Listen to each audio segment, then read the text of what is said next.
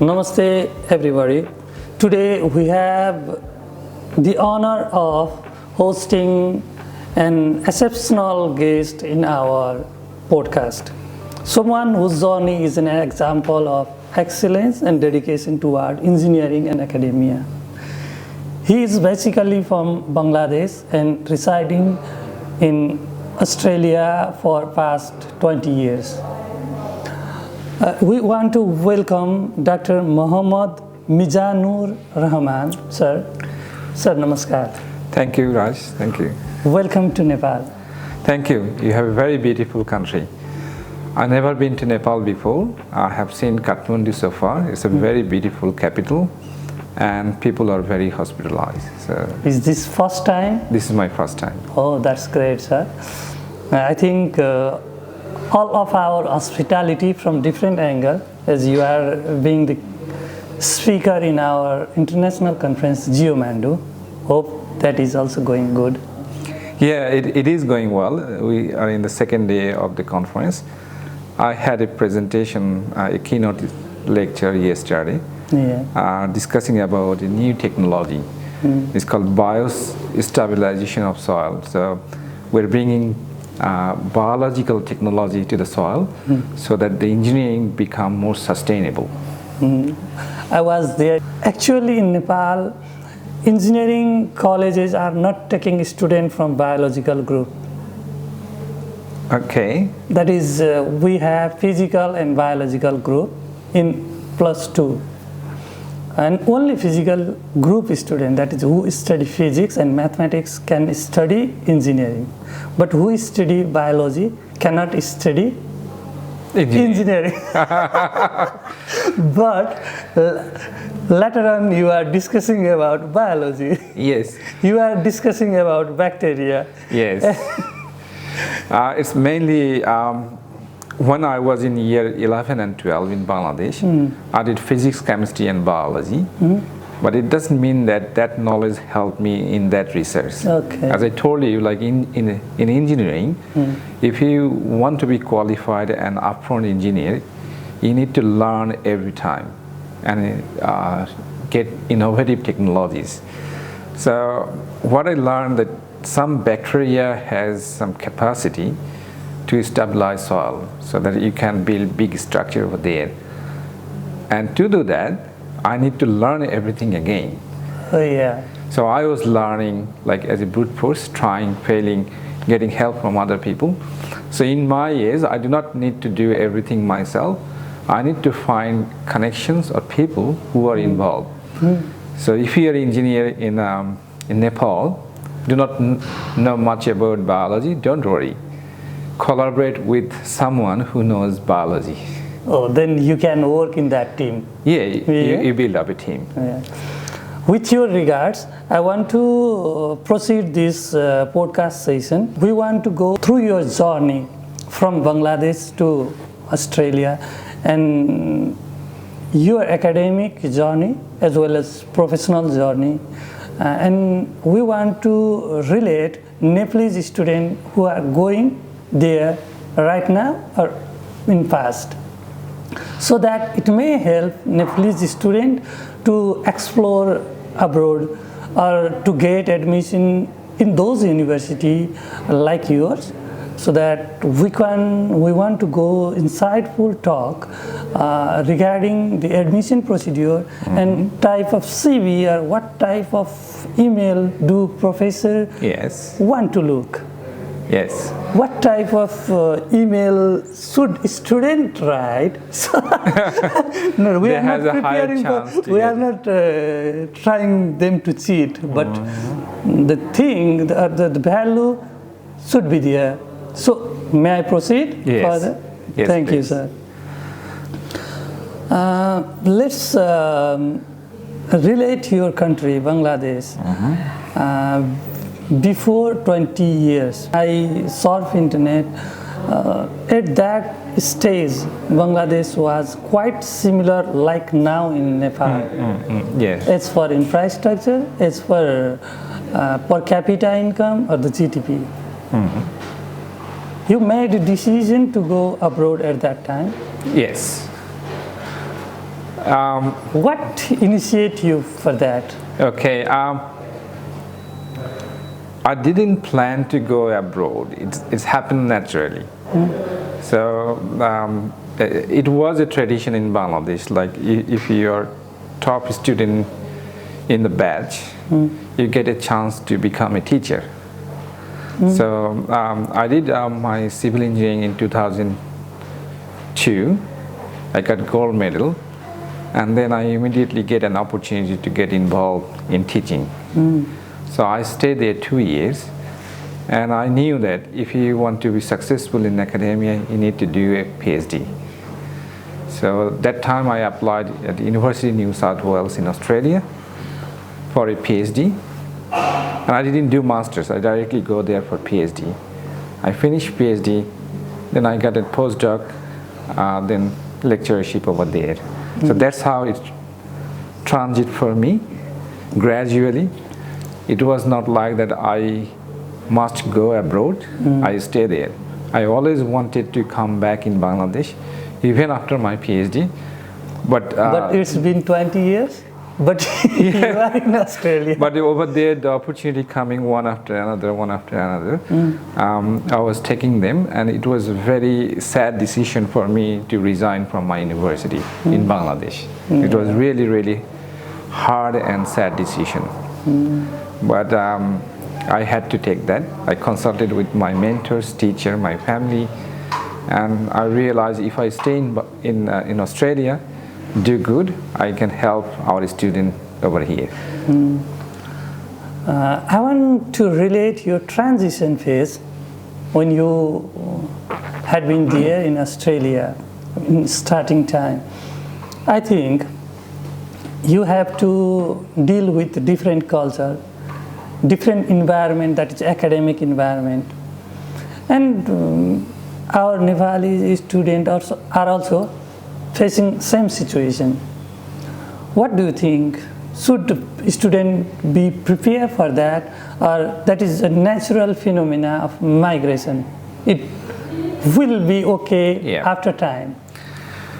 When I was in Australia for first time, it was quite shocked. That was my first time in overseas and in English-speaking country. So it was a bit shock at the beginning. But later on I realized it's a very open country. It's a multicultural country. Australians are very proud that they accept every culture. You can do anything, any belief you can practice. So it was, after like 2 weeks, it was like everything normal. The big shock was you're missing your family, you're missing your country. During that time in Bangladesh, we had like street shops, tea, cha, and everything. Yeah. In Australia, you won't find them.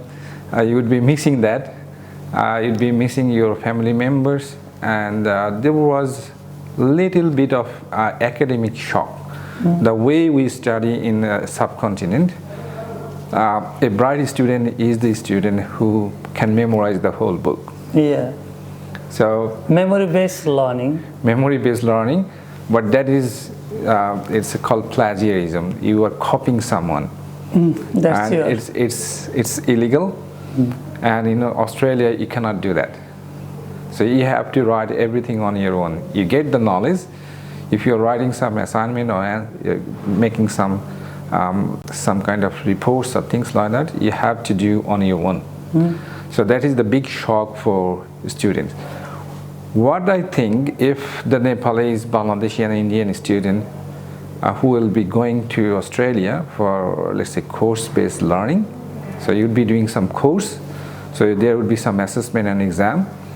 The big shock is you will realize you cannot memorize from the book. You cannot write A to Z from the book. But here in Nepal, and same like in Bangladesh or India, all the topper should know whole thing. Memorize whole thing. A to Z. That is the case, and I think that has to change. So if I share my experience, I was top in the class, so naturally I got the opportunity to become a teacher. But I didn't have any formal training or education to become a teacher. So I think this is the case in most universities in this subcontinent. That means teachers should be well trained to teach. Well trained to teach. There is some philosophies, and the philosophy we use in subcontinent, I think it's called Confucian. The teacher is the master's source of knowledge. They will distribute to the students, and the student just grab them.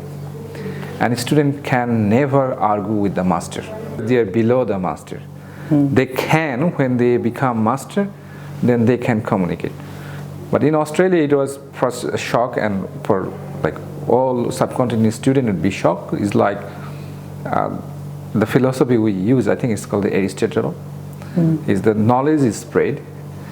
Teacher collect the knowledge from everyone, connect them to the objective of the learning.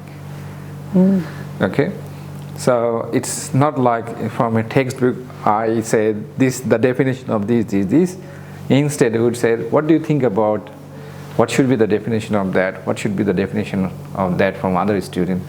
And combine them to make an appropriate definition of certain things. So this is a big difference, big shock. Even top students from our countries would struggle a little bit. But you know, these students are very bright, so they overcome very quickly. Yeah, they can tackle the hardest situation yes. also. Yes. Yeah. But think about the mid-level student from our countries. They struggle a lot. As I know, right now you are taking 2 PhD students from Nepal. You know very well about their strength and their weakness. Yes.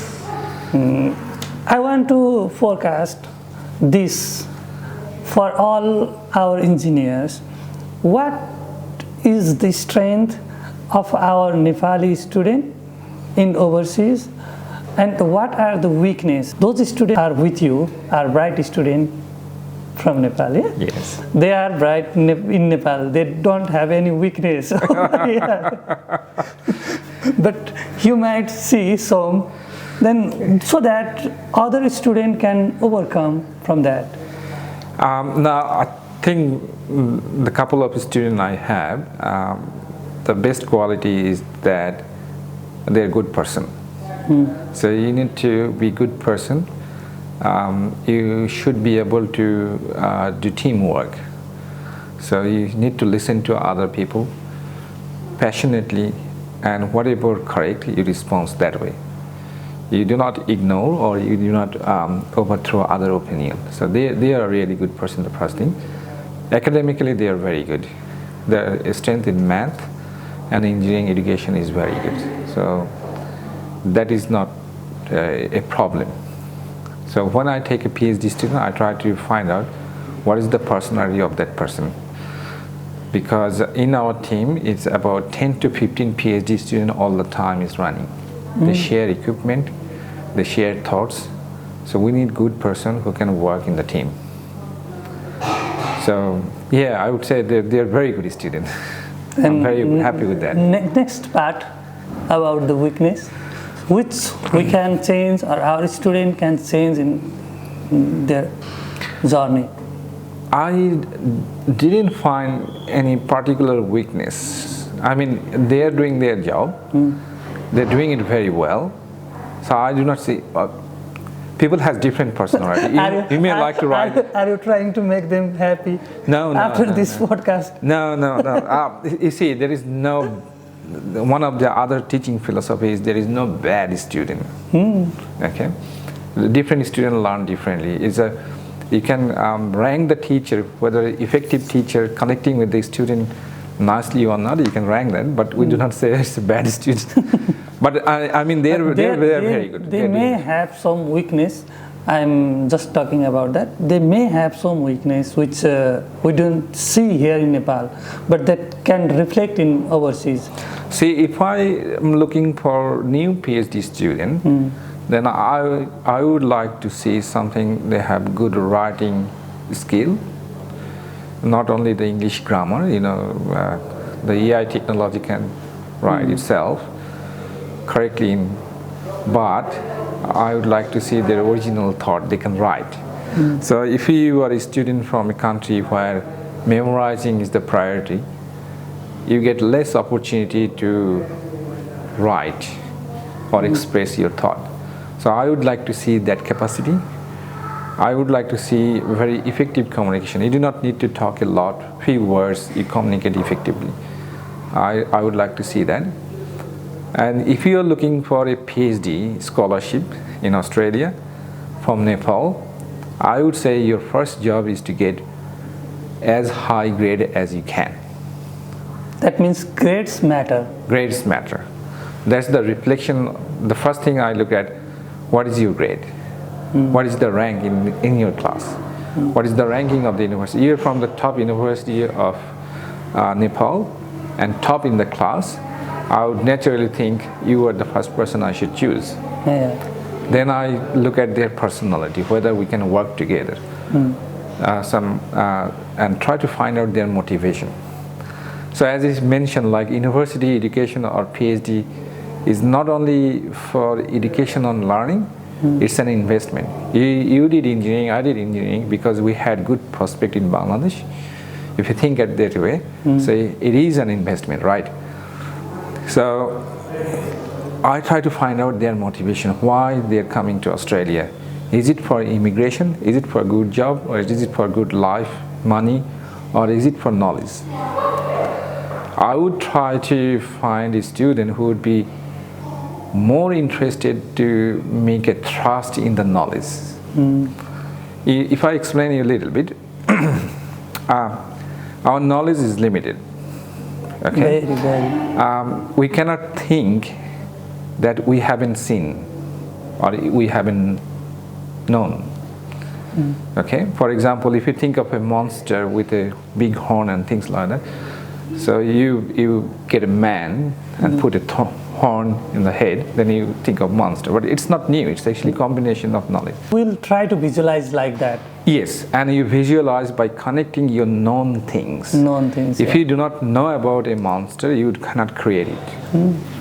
But PhD is some kind of level of knowledge that ends somewhere, and you try to push the boundary beyond our known knowledge.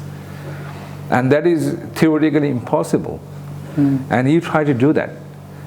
That's why it needs really high dedication, deep thinking, and then you incrementally, little bit increase the boundary of knowledge on that discipline.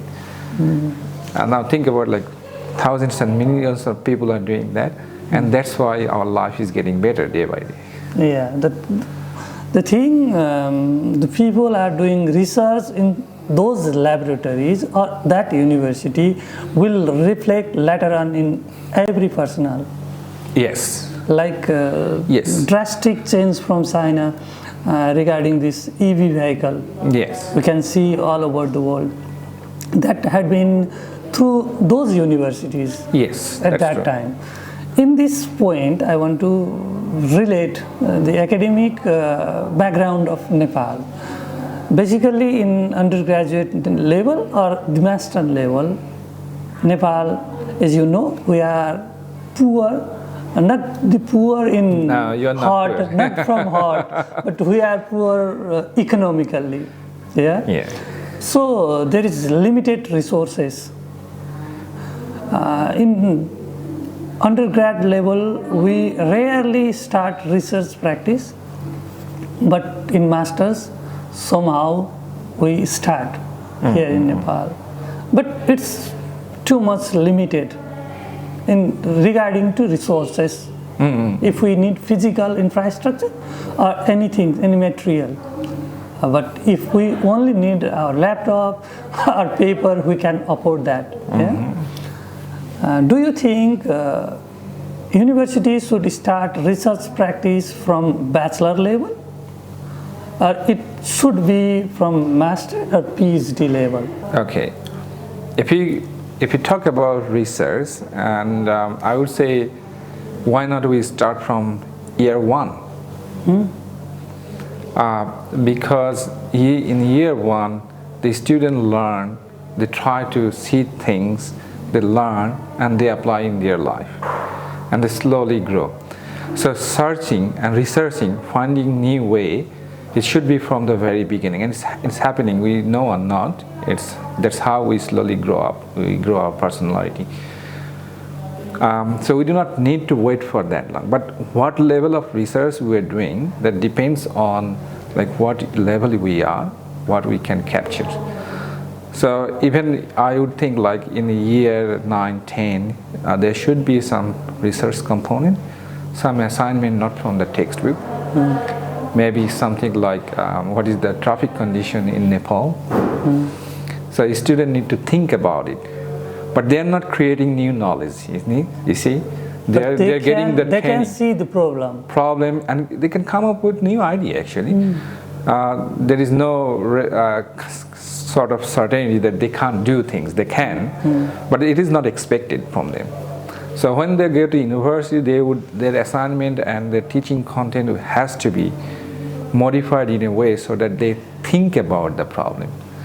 They try to find the solution. That is research. Okay. When they go, even in masters, the research is like that. But when it goes to PhD, then we push the boundary that you have to create some new knowledge that we do not know. We do not know the solution. You find that. That would be a PhD. So that kind of research is kind of at the end of the education. But in our daily life, we need research. For example, you're searching a product in online. You search what is the cheaper, which one is convenient to get. We are already doing that everyday life. Yeah. But we have to make that one in a way in our education. That's great. That means we students should start our type of research from our end. Yes. What we can do. Yes. What do we think about the problem? So we have a problem, as I explained, traffic congestion maybe. You do not have as much as in Dhaka, but let's think about it. Then the same problem affect differently in different level. My child see that in a different way. I will see in a different way from engineering point of view. But how they see the problem and what they think about to solving the problem, it's important. That creates the skill to do refined research. That's great. You are joining that teaching philosophy, our conversation. I want to ask you a question that I have done many sessions with different individuals. Some are from academic background and some are from industry, who are really working like engineer or hiring engineer. And they have one blame for academic personals, that they are not making people that industry feed are the real engineer. They are just producing engineer. Yes. That will not help us. That is making more time consuming. It is hard to hire fresher in industry. Yes. They talk like that here in Nepal. Yes. What is the condition of Bangladesh and Australia, as you are quite familiar with your home country also? Yes, not that much, but I know little since I have the connections, but I know about Australia. See, I think the deep down problem is still in our education thoughts, like it's a Confucian system. Teacher is the master, they will do everything and that is perfect and correct. That is not right. Okay. For example, in engineering educations, they have some curriculum teaching the basic thoughts of engineering. You do not expect them, the engineer graduate recently, they will solve the big problem, big engineering structure. But they would have the background to adapt in the industry. Now, how long it will take to adapt in the industry? 1 month, 2 months, 6 months, or 5 years to be industry-ready engineers, that gap has to reduce. Okay? And this is not only the teacher's responsibility, this is not only the university's responsibility. It's the responsibility for the profession. So like you must have like we have Engineers Australia, you might have Engineers Nepal, something like that. We have IEB, Institute of Engineers Bangladesh. So they have accreditation program. They are the connection between the industry and the university. They talk each other to decide what should be taught in the curriculum, so that they solve the needs for the industry. Okay, this connection has to be very active. If not, then the gap gets bigger. Now the industry people has the responsibility, because they are hiring people, paying salary. They should be connecting with the engineers Nepal to feedback university that we need change. We are doing that in Australia in a way through the Engineers Australia accreditation program. So when we are graduating engineer, we have certain quality to achieve, and you can achieve it many different ways. Like one of the qualities whether the student can effectively solve problems, effectively design a building. Okay, so this is a basic knowledge, but the designing and the construction approach change time to time. So what do we do in our teaching? We hire industry people, come to the university, get involved in teaching. That is what I see missing in Bangladesh and Nepal. I think in India they are catching up. When they come, they see the value. Whatever the problem you face in the industry, it's not has to be mathematical problem, like how to deal with the people. You might have in Bangladesh, you see lots of strike going on and things like that. They delay the construction. So how do you manage and deliver the project on time? So this we do not teach at the university. This knowledge should be delivered to the student, so they are ready to take over when they are engineers. So that connection I see it's missing. And when they come, they also see they have lots of problems they need to solve, and then they invest in research. So in subcontinent, we think like research has to be supported by the government. Yes, it is, because government has some priorities, but there is lots of other priorities from the industry. So if they see a value, investing some money and return several times more, then they will invest.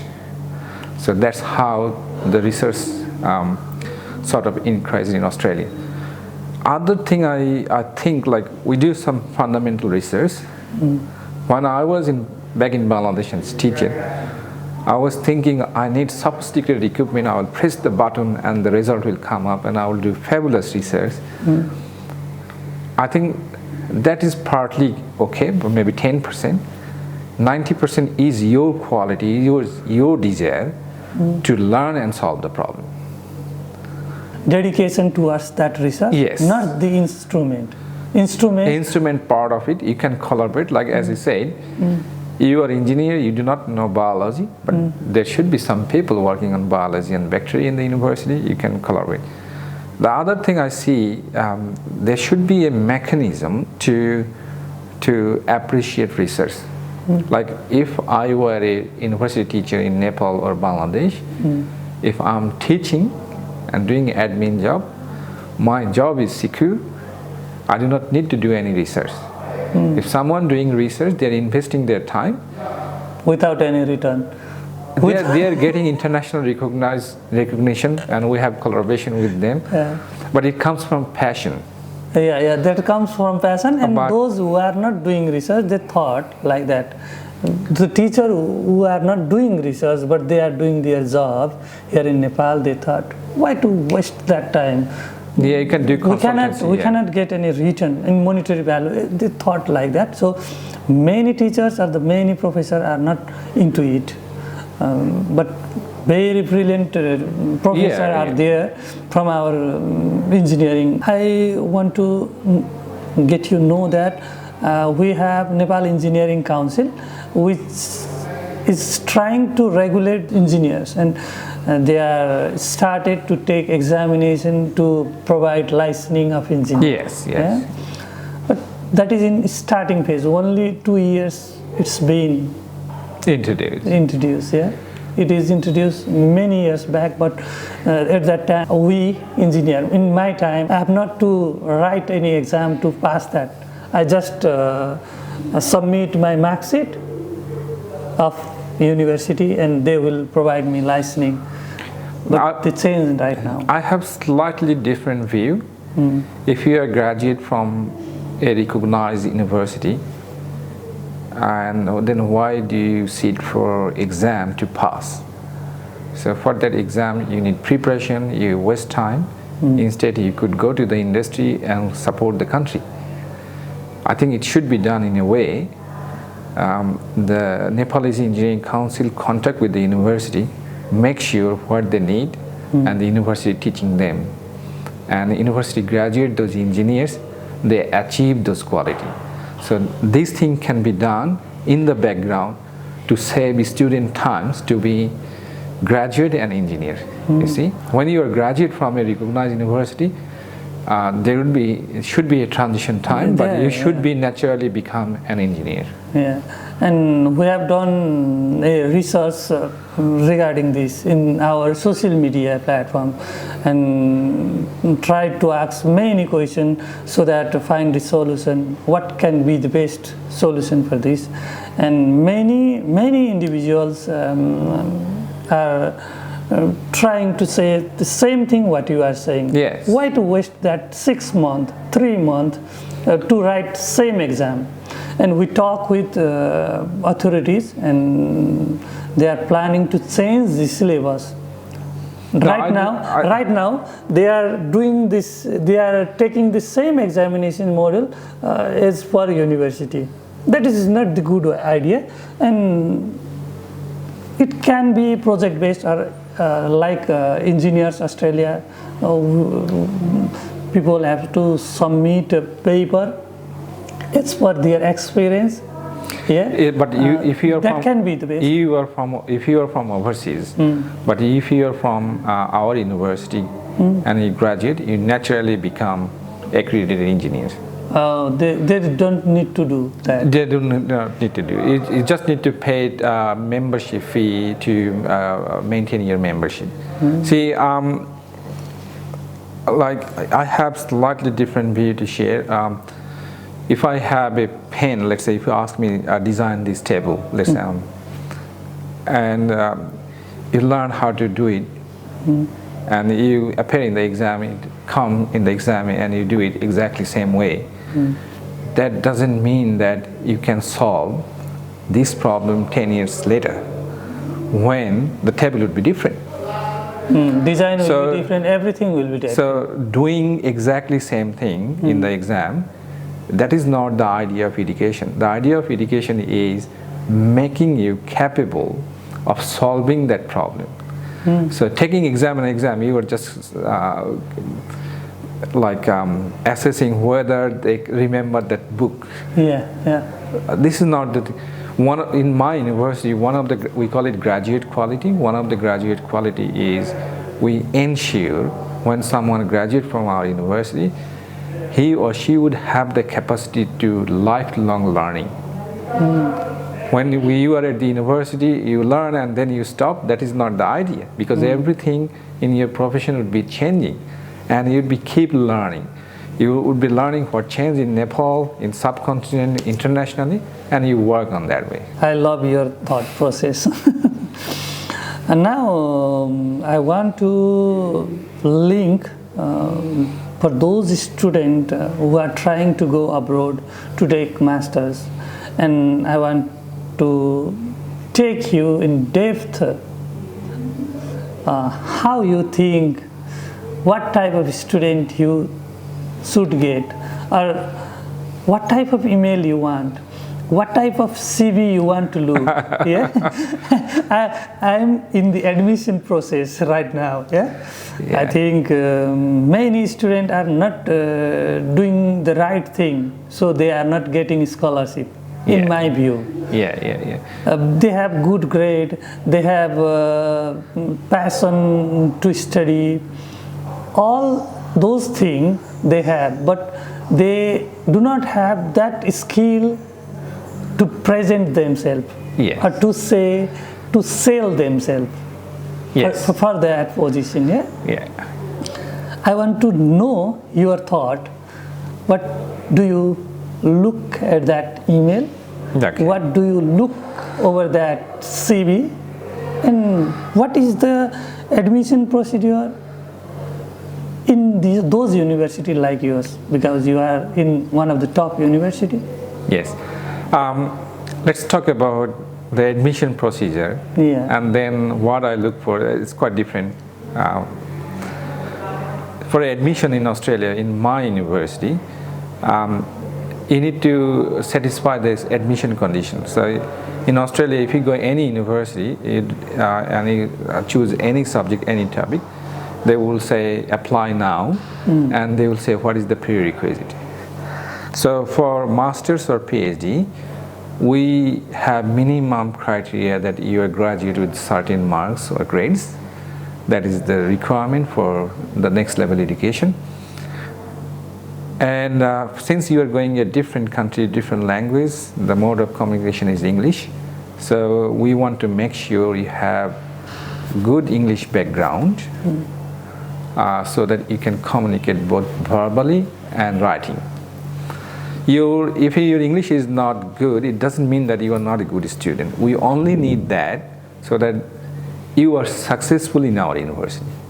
So you know, but you cannot write the report, you cannot write the assessment, then a chance that your grade will go down. That would be really, really unfair to you. So it's not only for our university, it's for you. You will try to improve your English. We have the English assessment criteria like IELTS and others. That is the minimum level we want, but it is for you to improve so that you are successful there. If you are not going there, it's not really needed. Okay? But those are the basic criteria. Yeah, that is not, I'm not saying that is a barrier from the university. I want to know your criteria. No, not those criteria. But you know, this is important. Students need to change their view. People often think that is a barrier from the university. But it is, in fact, it is needed for you to be successful. So even though you are going or not, you should improve that so that you are successful in an international language level. So it's a kind of basic requirement. I have seen students frustrated. They are really bright students, I can see that, but they cannot write. And they get low marks and they get frustrated. It's unfair to the student and unfair to the parents of the students. Okay, now when I take a student, I usually take a student with scholarships. So a scholarship means in Australia, your tuition fee about like $45,000 per year would be paid. We'll be paying you about $36,000 for living expense, which is good enough for you and your spouse if you have wife and family. So it's a very big amount of money commitments, and it's very attractive internationally. So we get lots of email. In every week I get about 5 emails, even though I can't take a student or not. It's coming. Next year we'll be looking at 4 to 5 PhD students. So it's a really good year coming. Then please be good year is coming for that. Now, when I look at the email, I first look at why did you graduate? Where do you graduate from? Yes. So that would be very important. You say the top university of Nepal. And then I'm the top student in the class with the gold medal. If you have that, okay, you are bright enough. You are marked. You're marked, you're ticked, but it not necessarily guarantee that you will get the scholarship. Okay, you are one of the top. Now, what I like to see, a proof record of your research capacity, whether you can do some research. One of the way to demonstrate that is the international publication. So if you have journal paper published, 2 or 3, in a good authorship, like when I read that, I can see, okay, you are the person who did the research and writing on the paper, then you are done.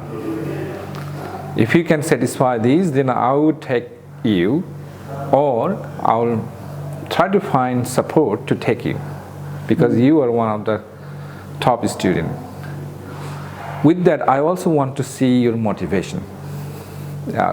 Many people go overseas to settle down. It's the easiest way to settle down would be going through the immigration and getting student support. If your motivation that, then you would not be successful in our team, because we try to contribute at the top level internationally. That is not your option A. It's not option A. That may be your option B. Yeah, maybe academic maybe. Yeah. But think about, like, we have many countries that are applying at the same time. So even you're top from Bangladesh, you are one of the top. I want to raise my voice. Yes, yes. Regarding those other students. Oh no, I'm coming. What to do for them? No, you are looking for gold medalist, and there will be one. No, I'm coming and there. Regarding other. Yeah, I'm coming there. You have to be fair for them also. Yes. Yeah. Yes. And we do that. You see, you get low grade. Or average grade. Average grade in Bangladesh is highest is 4. 3 mean first class, and you can get less than 3. I had PhD student who had barely first class grade and did fabulous PhD. Okay? But one thing, those people who have lesser grade can manage many things at the same time. They can multitask. No. They can spend good time with their friends. They can have a relation. Many things they are doing their as I mentioned, PhD, you are creating new knowledge. Yeah. And I mentioned with the example, creating new knowledge, it's theoretically impossible. Yeah. Right? So you need 100% dedication for that. If you do not look for that, then you do not have to do PhD. PhD is not mandatory. You do not need a PhD. Yeah. So if you want to do PhD, then you would dedicate your life for yes, that. Yes. See, in society, we do not need 100% people scientists. But the 100% people should have some level of capacity of research. So that kind of a student, if somehow many reasons a student can get lower marks, and it doesn't mean that they are not talented. I completely agree with that.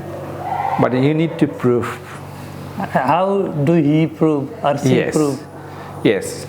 So if fresh graduate comes up and top one is top. Everybody agree. Yeah. But 5 years later, top one may not stay on the top. 5 years you can use to prove yourself with experience. You can go to industry. Or you do a master's with a very good grade. So if someone undergrad with the top grade and someone medium grade and has a master's, everybody agree master's one is higher qualified, right? Oh, yeah. See. So there is if you do not understand that, then you do not understand the game. So no, it's not the game. How you can improve and qualify. As I said, we do professional development every moment in our life. We need to think about developing ourselves. You are a graduate, you stop learning. I'm done. I do not want to read anything.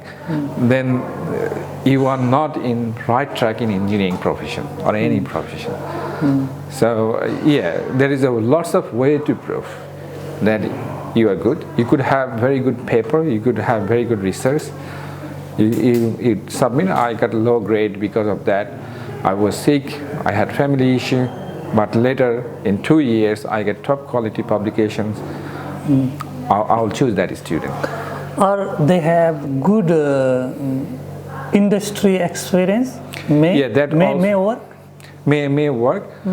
Conventional industry experience doesn't help in research, but if you do because you have to think for new research. You see, if I take I mean, if you are not ready with the experience and qualifications, then you would be struggling in our team, and you would think that I'm the worst student. That's I'm doing bad for that student, because that student can spend 1 or 2 years, improve him, or improve her, and go overseas and maybe top student there. So you need to think that way. It's not like we're putting embargo. We're sometimes, I mean, it stays like, I think like what would be the best for that person. So it doesn't mean that every opportunity is good for someone. Yeah. At the same time. That may harm him. Yes. So for example, if you are like top student and you do not know any English, if you go Australia, do you think that you can get good grade? That's impossible. Impossible. But it doesn't mean that that student is not talented.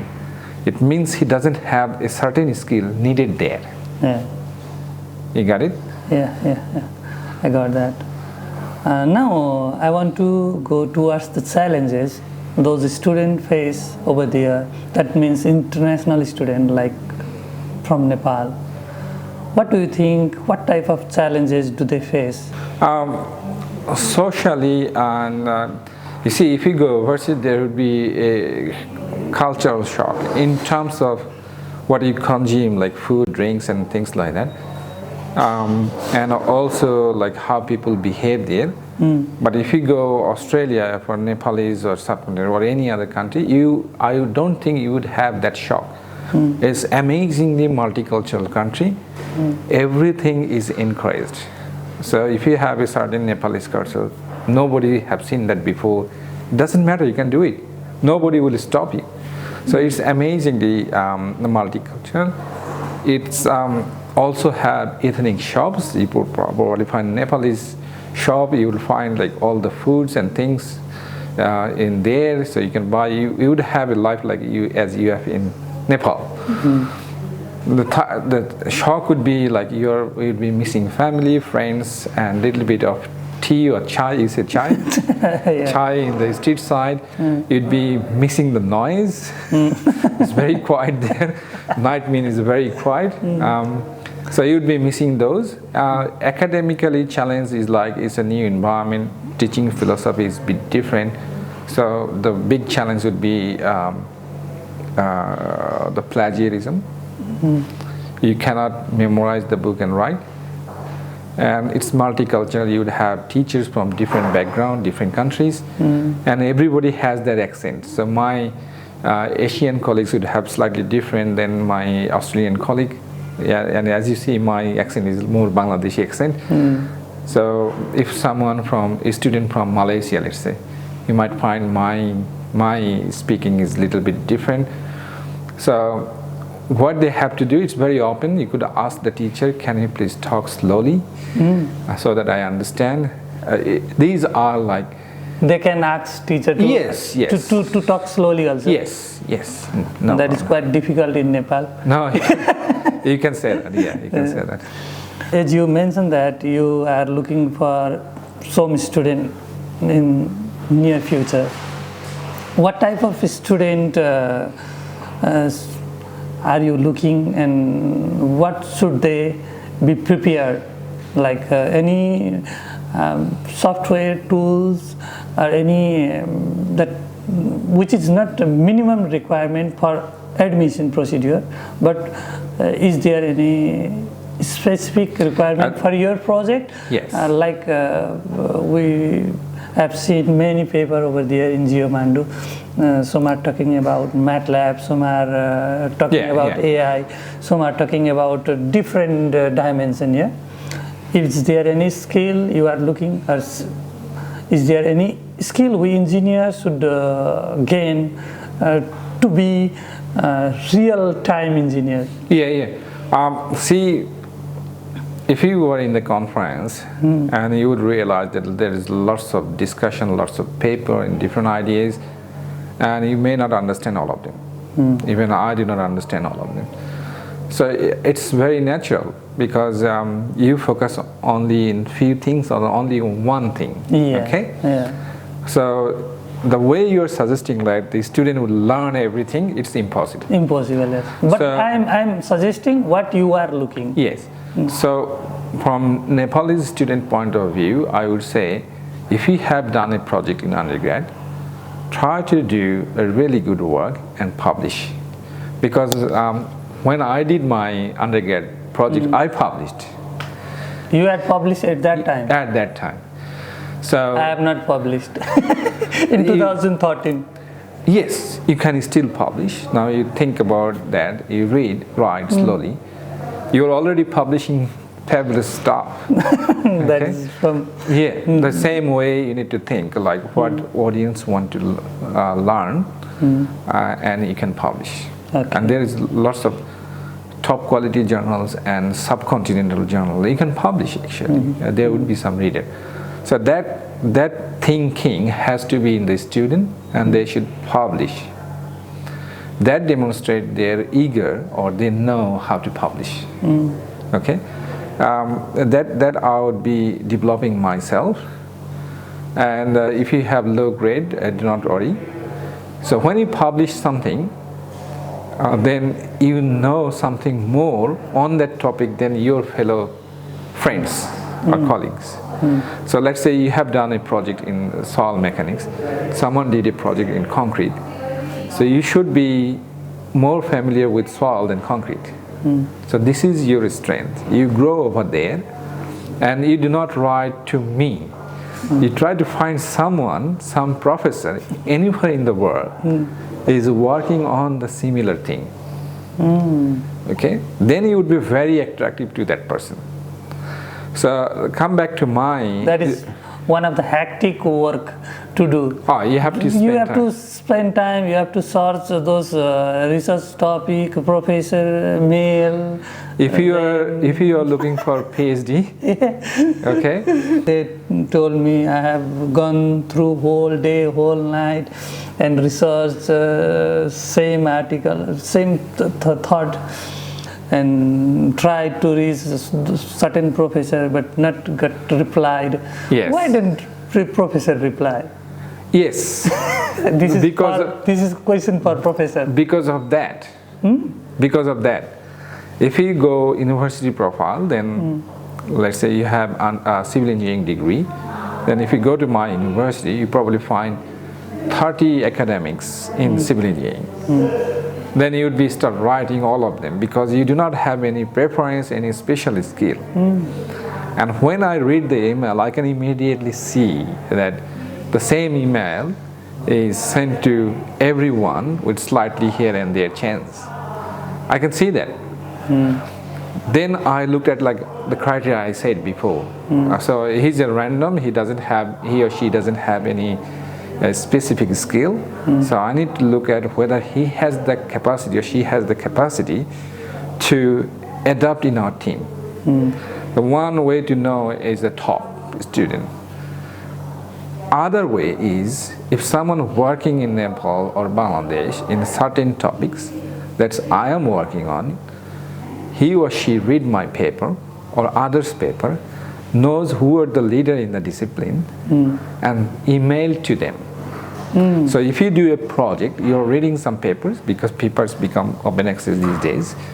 So a student can download them, read them, and if you find the few names coming again and again in your work, that means you should write to that person, acknowledging that you have already read the paper, and then that would be like one step ahead than other student. Then I would say, okay, he or she knows this topic, read this, did some work, have a publication.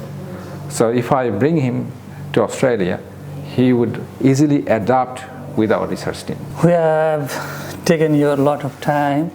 Now we will sum up our conversation. This is our first podcast internationally. That means with any guest from abroad. Yeah. But I have gone through your presentation, and until one time I was there with you. But at that point I left. when, Sorry about that. because I cannot relate. Same had happened with one of my guests. He is talking about physics. I was there with up to 4 dimensions, and after that he is talking about 5 dimensions. I was lost. So not like that specific in our topic, but in broader sense, what should be engineer in future? What is the future of engineering? Yeah, it's very difficult question, but I can see some lights, and I will try to answer that.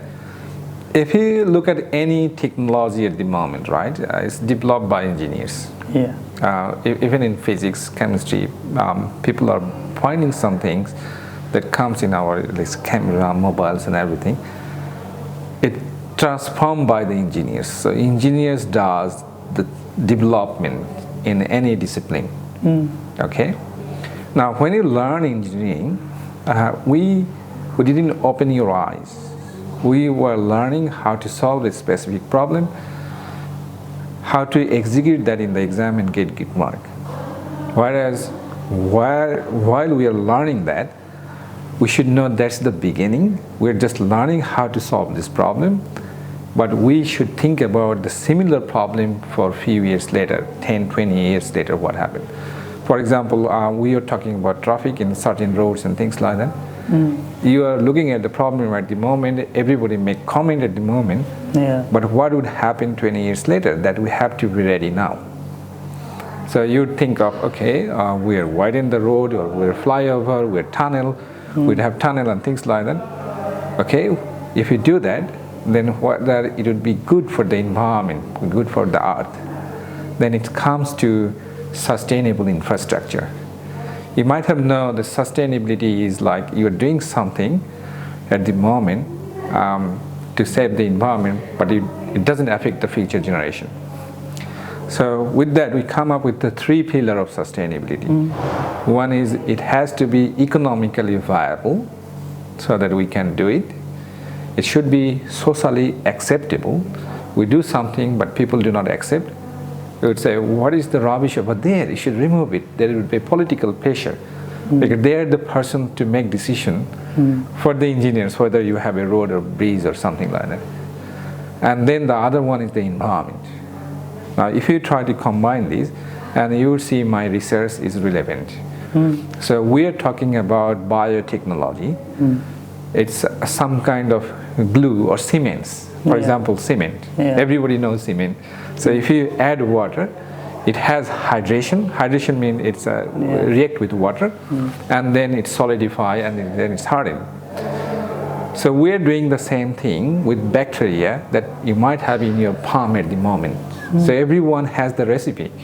So you just need to isolate that bacteria, and these bacteria can solidify the soil when you add water. Okay. Now I understand that formula also, but later on, you had come with bigger formula. Advanced soil and some graphs. But if you see, what is the benefit of that? It looks very interesting that we are using biology or bacteria to work for us, which is a natural process. Since it is a natural process, it doesn't affect environment as much as cement. So to produce 1 kilogram of cement, we produce 1 kilogram of carbon dioxide. Okay? And that chemistry reaction, what I was talking about there, that doesn't produce any carbon dioxide. So you cement soil, you build something that doesn't produce any carbon dioxide emission. Okay? So it's a very big plus for the environment. Now, is it socially or professionally acceptable? That is the thing we are working on. Someone asked me something, whether it would be cheaper in Pakistan, let's say. I said, I show you the path how to make it cheaper. For example, we are using some weeds in Australia. It's freely available. It doesn't have any cost. So it would be relatively cheaper in Australia.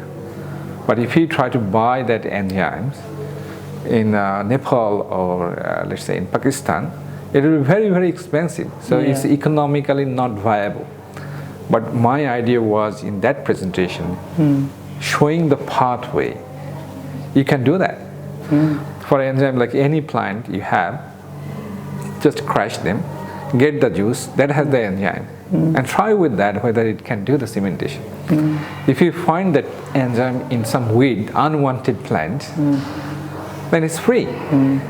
Anybody listening to this podcast, if you find any solution or any enzyme, after that you can mail him regarding that. See, we are talking about research when we should start and things like that. There is two way of looking at developing the knowledge. So we knew that bacteria does that. Then we find the enzyme that produced by the bacteria, so we can buy the bacteria. Then my latest innovation over there is finding the enzyme from a unwanted plant.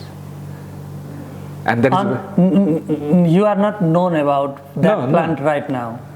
A few years back. You have limited plants where that enzyme can be produced? Yeah, there was some industrial process from soybean, which is a food, but getting from unwanted weed is a new innovation. So we discovered it in few years back. And it's a very simple process. If someone like replicate the process and find that enzyme in some cheap plant, it's cheap. So that could be a research as well. And you may realize you do not need high-end knowledge for that. Yeah, undergrad student can do it. That's great. Now I want to end this conversation, and I apologize if I made any mistake. No, not at all. Because my English is so bad. No, don't mention that. I tried to communicate with you. And this platform, basically this engineer ko katha, engineer's story is that platform where we only talk with engineers. And we want to gather those knowledges from different dimensions, different engineering discipline, so that we learn something. We want to know the depth of engineering. We want to explore it from our own way, as you are doing research in that dimension, in that field. But we can say this is also a type of research of person or the discipline or the future of the engineering. We can say like that. We used to feature different engineers in our program and try to reach their voice louder, in greater audience. We have huge number of fans in our Facebook and YouTube. Regarding to the numbers of engineers in percentage wise, not in total population. You accept our invitation. That's great pleasure for us. Thank you for your time. You can tell us how do you feel about this setting or this podcast and end this session. You know, I already mentioned that social acceptability, even in sustainability, to make a technology sustainable, social acceptability is a big player. Okay? We might be doing something in engineering very interesting, very innovative, but not shiny. You know, if anything is shiny, like a new mobile phone, is everybody, oh, I want to have that. But not every technology is like that. So it has to be reached to the mass people, making them interested what is in engineering. So you would get more students, more people interested in. And also people would be accepting the technology. So it is environment friendly. It's not very convenient, like polythene bag, for example. So it is not environment friendly, we need to look at, but it's not convenient if we go other bags. But we are the engineers to make this knowledge conversation available to the general people. and you are doing the right job. I might be talking some technical contents. Sorry, apology for that. Not that much. Not like your theorem or your formula over there in your presentation. Yeah. Oh, that's at one point of time I was, oh, no. I could present it very simple way, but I thought it's a... But that can't be, because you have to show that figure. No, I can't do that. Also? I can do that. But I thought it's a keynote lecture and some specialized people would be there. So they want to know the finer details, Yeah. how it is better. Yeah. But for when we do general conversation, like as I said, like cement is bad for, really bad for the environment. You know, cement is the second consumed material after water. We consume water than cement. So, and every kilogram of cement produces 1 kilogram of carbon dioxide. So it's really bad, but we do not have any alternative. Okay, so you can immediately see if we can adopt this technology, the non-pathogenic, commonly available bacteria in your palm that can reduce the consumption of cement. It's a great thing. Great. That will be great achievement. And these knowledge has to go like mass people. And the technology has to be very simple in the people front. Like your mobile may be too much complicated inside, but when you use it, you find, okay, it's very easy to do that. Yeah. So it should have two phases. One phase is very simple, acceptable for the mass people. The other phase is very technical, behind the scene, under the cover. Back end and front end. IT people used to describe that like that. And the engineer ka kotha Raj, engineer's story, you are doing exactly the right thing. Thank you, sir. You're exactly doing the right thing. Again, my apology, I probably talked a little bit of technical content. I should have avoided that. No. But most of our viewers are engineers, so they... I hope it will go to much people.